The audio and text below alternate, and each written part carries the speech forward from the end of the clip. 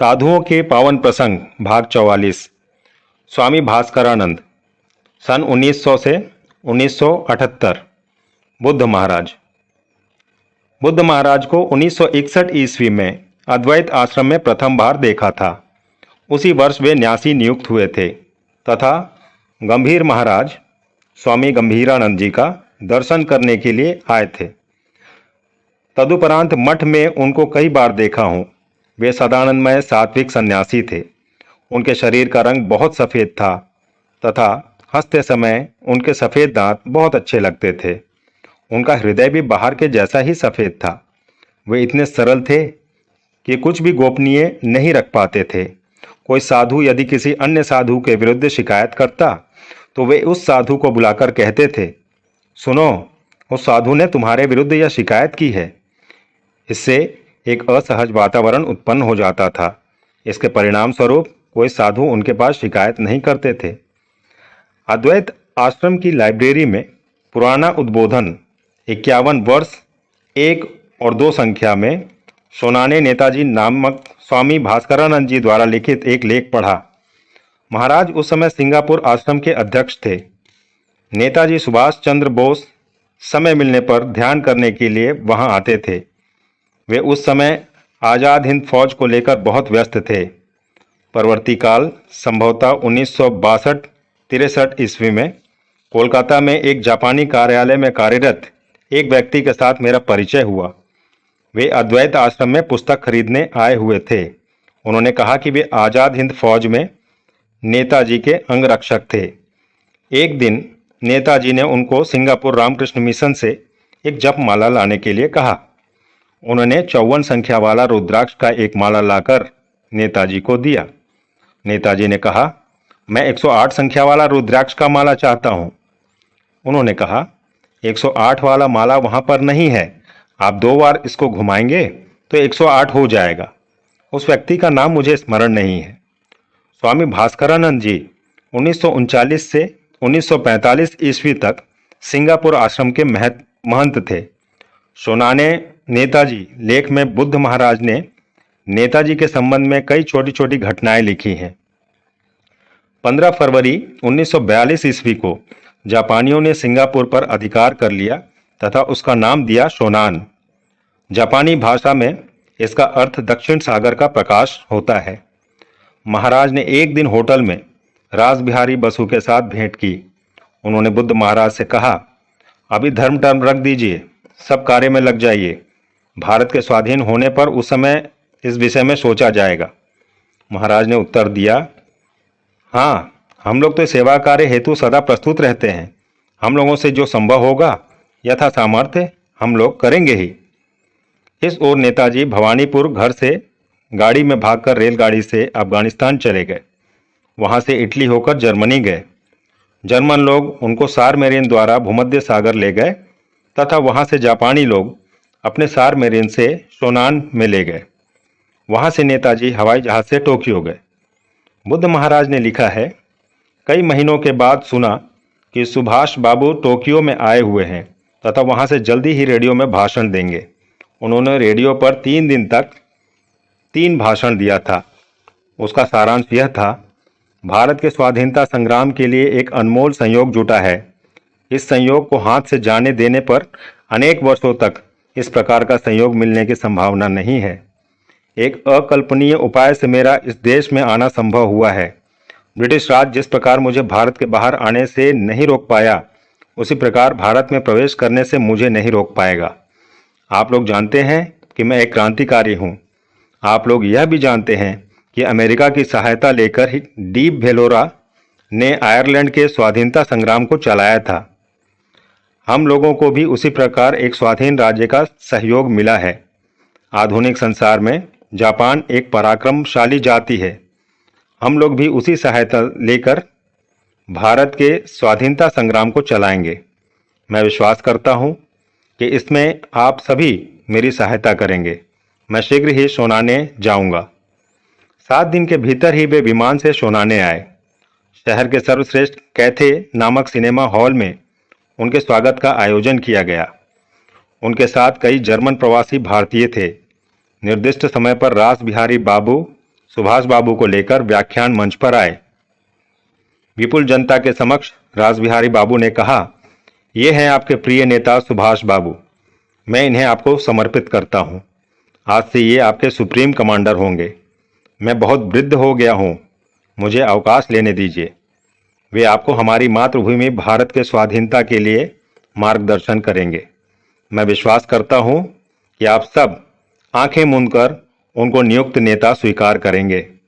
तत्पश्चात सुभाष बाबू ने अपने भविष्य के कार्य के संबंध में कुछ बताकर सभा विसर्जित किया। सुभाष बाबू के माल्या आने की बात विद्युत वेग से सर्वत्र प्रचारित हो गई। जिन्होंने सुभाष बाबू को भारत में पहले देखा था, उन्होंने उनको देखकर ही पहचान लिया, और जिन लोगों ने टोक्यो रेडियो पर उनके भाषण सुनकर यह धारणा बना लिया था कि यह जापानी सुभाष बाबू है, वे भी धीरे धीरे उनके कार्यकलाप देखकर तथा सगे संबंधियों के निकट सूत्रों से जानकर उनके संबंध में संदेह नहीं कर पाए, अर्थात संदेह मुक्त हो गए कि ये भारत के ही सुभाष बाबू हैं। सोनाने के समुद्र तीर पर एक विशाल घर को उन्होंने अपना निवास स्थान बनाया। वह घर सहस्त्र प्रहरी द्वारा सदा रक्षित था। सुभाष बाबू की लिखित अनुमति के बिना उस घर में सर्वसाधारण को प्रवेशाधिकार नहीं था।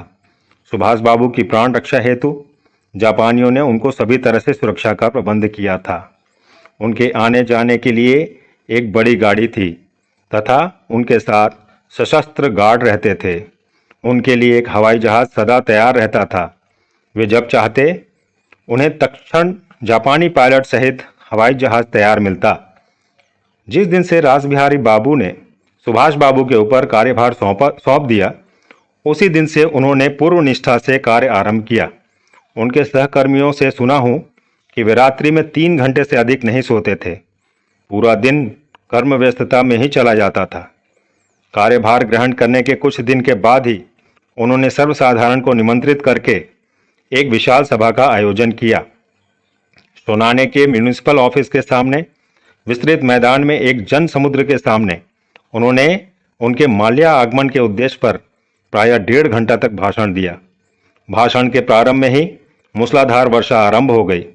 आश्चर्य है कि इस पर भी वे कुछ भी विचलित न होकर जनता को लक्ष्य करके अपना भाषण अविरल देते रहे। वर्षा की उपेक्षा करते हुए जनता भी उनके भाषण को सुनती रही। देखने में आया कि भाषण के अंत में सभी लोग गीले वस्त्र में ही शांत चित्त से अपने अपने घर वापस चले गए। बातों बातों में कभी कभी सुभाष बाबू इस सभा का उल्लेख करते हुए कहते थे, देखा, उस दिन सभा में मूसलाधार बारिश होने पर भी सभा में सभी लोग किस प्रकार अविचलित होकर भाषण सुन रहे थे। इससे स्पष्ट होता है कि हमारे कार्य हेतु साधारण जनता की अपार सहानुभूति मिलेगी। इसमें किंचित मात्र भी संदेह नहीं है। 1943 ईस्वी में विजयादशमी की रात्रि में सुभाष बाबू ने अपने निवास स्थान से सिंगापुर इंडियन इंडिपेंडेंस लीग की गाड़ी भेजकर मुझे उनके साथ अविलंब भेंट करने का अनुरोध किया। उस समय रात्रि के 9 बज रहे थे। मैं उसी गाड़ी में उनके साथ भेंट करने के लिए गया। गाड़ी जैसे ही मकान के द्वार पर पहुंची, सशस्त्र प्रहरियों ने अति सतर्कता के साथ सुभाष बाबू के सेक्रेटरी के साथ मेरा परिचय करा दिया। सेक्रेटरी हासान मुझे सुभाष बाबू के पास ऊपर लेकर गए। पहुंचने के साथ ही उन्होंने बहुत विनम्रता तथा श्रद्धा से प्रणाम किया और मुझे बैठने के लिए कहा तथा कर्मचारियों को चाय लाने का आदेश दिया। इसके बीच में बातचीत चलने लगी। उनके द्वारा हमारे सिंगापुर आश्रम के कार्यकलाप के संबंध में जानने के उत्सुक होने पर मैंने उनको इसके संबंध में विस्तृत रूप से बताया। तदुपरांत चाय पानी समाप्त होने पर पुनः वार्तालाप आरंभ हुआ। इसी प्रकार कुछ बातचीत होने पर मैंने कहा, हमारे मिशन के कार्यकलाप के बारे में आपसे तो कुछ भी छिपा नहीं है। मिशन के उद्देश्य तथा आदर्श को बचाते हुए जितना हो सकता है उतना हम लोग भी आपके कार्य में सहयोग करेंगे। इस विषय में आप निश्चिंत रहिए। उनके अनुरोध से रात्रिकालीन भोजन समाप्त करके आश्रम वापस आते आते रात्रि के 12 बज गए। उनके साथ भेंट करने पर वे कभी भी बिना भोजन कराए नहीं छोड़ते। कोई भी ऐसा नहीं था जो उनके आदर सत्कार से प्रभावित हुए बिना रह सके। सोनाने में रहते समय श्री माँ की जन्मतिथि में निमंत्रित होकर नेताजी श्री रामकृष्ण मिशन आश्रम में आए थे। उस दिन मंदिर में उन्होंने प्रायः आधा घंटा तक ध्यान किया। तदुपरांत पूजा के पश्चात पूजा समाप्त होने पर प्रसाद ग्रहण करके कुछ समय तक बातचीत की। प्रायः 1 घंटा तक इस प्रकार व्यतीत होने पर उन्होंने एक चंडी पुस्तक हेतु विशेष उत्साह प्रकट किया। मेरे द्वारा अपनी चंडी पुस्तक देने पर उन्होंने बहुत आनंद प्रकट किया। नेताजी हमारे मिशन के कार्य हेतु एक बहुत बड़े आधार स्तंभ थे। यहाँ के सिंगापुर के आश्रम हेतु अनाथालय के लिए निवेदन देने पर मकान निर्माण हेतु उन्होंने पर्याप्त सहायता दी थी। मकान निर्माण हेतु उन्होंने स्वयं लगभग $50,000 दान किया था और $50,000 अन्यों द्वारा एकत्रित करवाया। उन्होंने स्वयं आकर बॉयज़ होम का उद्घाटन किया।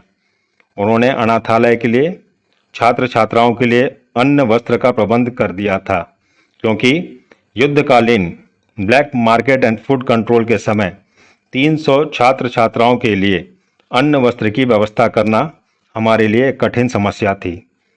इसी संदर्भ में आगे की कड़ी में हम जल्द ही आपको फिर से अगली कहानी लेकर प्रस्तुत होंगे।